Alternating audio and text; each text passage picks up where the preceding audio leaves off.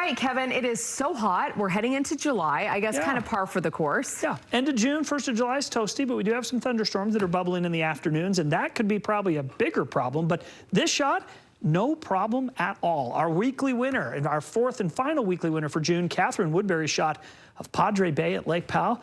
What you two wouldn't give to be on a houseboat right there at Lake Powell. Isn't that awesome? Pretty shot, Catherine. Congratulations. Your picture is now featured at KSLTV.com. You, along with our 3 other weekly winners, are there, and you, our audience, can vote for your favorite. We'll announce the monthly winner coming up next week. They win a free printer, compliments of Les Olson IT, so pretty cool. How about the month of June in our summary? This is what we typically see here in Salt Lake. 1 day with highs in the 100s, 9 days in the 90s, 11 days in the 80s. We average 6 days in the 70s, 2 in the 60s, and 1 day in the 50s. It's one of the drier months, just under an inch of rain. How'd we do? Well, we get the 100, but we had 17 days of 90-degree temperatures, including today. 6 days in the 80s, 5 in the 70s, 1 day in the 60s, no days with temperatures in the 50s, and oh my, was it dry. 0.16, only 17% of normal. It was a hot and dry June. We'll have to wait and see if July comes out that way, but oh, it's not looking great.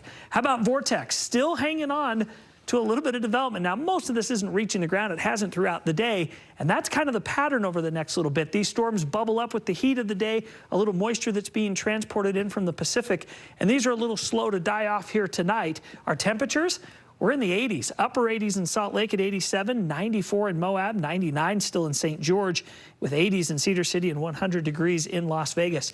As we look to kind of the big picture and what's causing this, there's a big area of high pressure that's kind of over the 4 corners. And so in a very summer-esque, monsoon-esque pattern, that moisture gets lifted around this high, and around that periphery, we get these developing thunderstorms. Now, the issue becomes, if these came with a ton of rain, they'd be wonderful. The problem? They're coming with a lot of wind and a lot of lightning. And so tomorrow afternoon, same deal as today, a little buildup over the mountains of northern Utah, southern Idaho. I think by Wednesday, we get a little more widespread coverage with cloud cover and the potential for some of those to drift over the valleys, creating some microburst winds and a chance for some lightning. And that same story happens over south central Utah, even into Thursday. That pattern holds, but you'll notice kind of a drift to the east. High pressure is moving, and it will make things a little drier and more sunshine coming in for the 4th of July and the weekend after. So partly cloudy to mostly cloudy skies tomorrow in the afternoons especially. And over the mountains, we've got a chance for those thunderstorms to bubble up. 92 in Beaver. How about 106 in St. George and 111 in Mesquite? The 7-day forecast, I've kept any big storms out of St. George. There will be a drop in temperatures from 106 to 98. And back to the 100s for the 4th of July. But there will be some development over Pine Valley Mountains, as well as some gusty winds. And man, the firefighters are doing their very best with some of our wildfires. You hate to add to the problem with lightning and more wind, but that's what's coming over the next couple of days. Salt Lake City will go to 99 tomorrow. Ogden will match it with Sandy and Brigham City.